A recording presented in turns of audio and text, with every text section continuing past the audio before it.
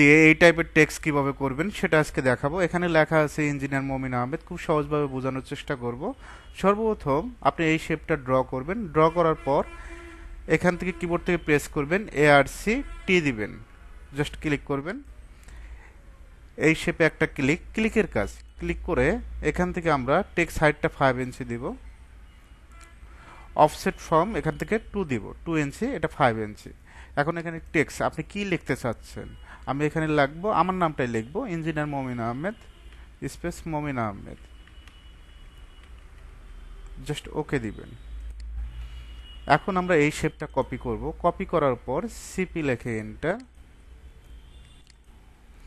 এখন এখানে লিখবো অটোক্যাড, ARC টি দিবেন, জাস্ট ক্লিক, এই লাইনে ক্লিক, শেপে ক্লিক, এখান থেকে অটোক্যাড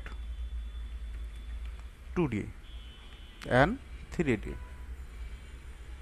জাস্ট ওকে দেব। দেখেন খুব সুন্দরভাবে কিন্তু ডিজাইনটা হয়ে গেছে।